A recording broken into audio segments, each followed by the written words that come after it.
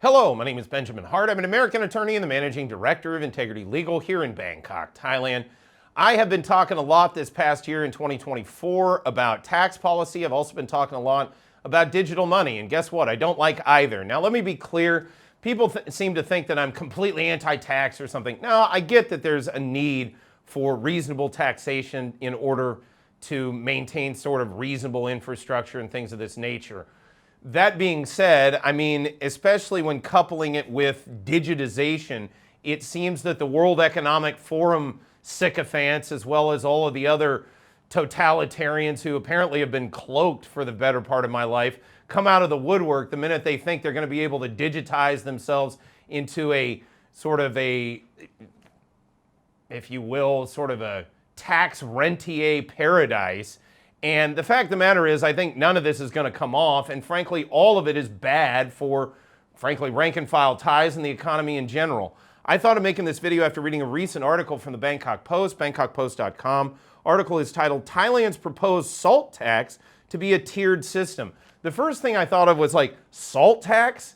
I mean, are you going to tax people on water next? I mean, this is getting ridiculous. And by the way, do people kind of forget, didn't India's entire uprising at the end of the British Raj like sort of center around a salt tax? Wasn't that what Gandhi marched to the sea for, to get sea salt because he didn't want to pay the British's tax? Again, I get it's slightly different nuances here in Thailand as we don't have colonial overlords, although the World Economic Forum is sure looking like they like to be colonial overlords. But that being said, again, are we forgetting the context in South Asia about the notion of salt tax? It's creepy, is all I'm saying. That said, quoting directly, the planned, and bear in mind it's planned, there's been a lot of stuff that's been planned the last year and a half that the media has talked about as if it's a foregone conclusion. For example, OECD membership, which I can't see any benefit to Thailand. The media keeps talking about that as if it's a foregone conclusion. They talked about digital money as if it was a foregone conclusion, and the digital wallet didn't come to pass. We ended up seeing that being handed out in actual monetary format.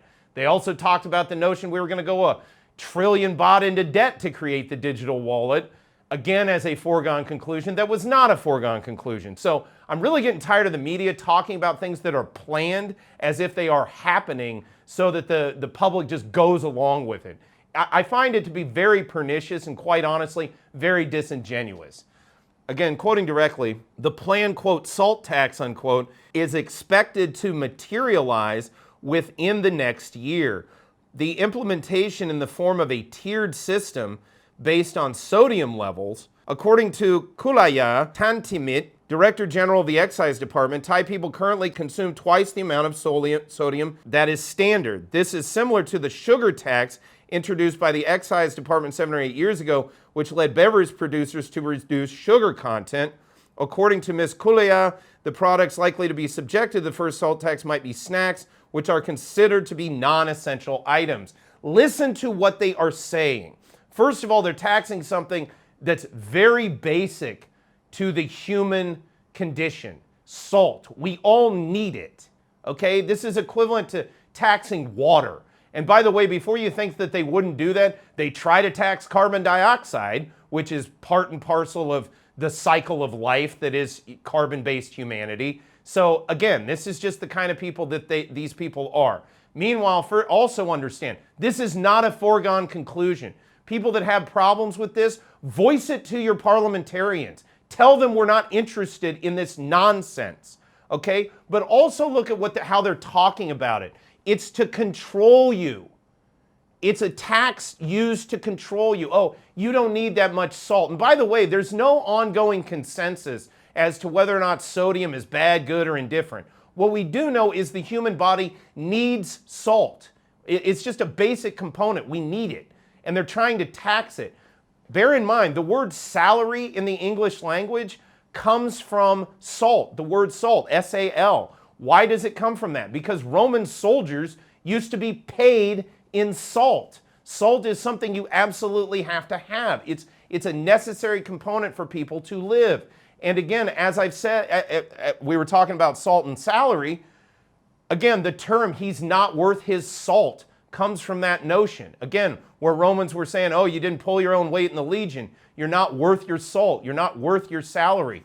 And now these people, through digitization, want to come in yet again and taxes on something very basic. And meanwhile, again, these people have no right to do this. And on top of that, these people are doing something to people that's going to affect the very lowest strata of the socioeconomic food chain. The lowest, smallest people, the people that can afford this least, are going to pay this most on a salt tax. Again, the thing to take away from this, again, and I point this out again, it's much like digital money. Remember when they rolled out digital money, they said, oh, you can only use it in certain places. There'll be a parameter where you can use it. You can only use it for a certain time.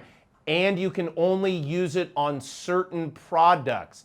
This is what will happen if we allow digital money. They will tell us what we can eat. They will tell us it's not good for us, and therefore they're going to tax us on it. Say no to all of this.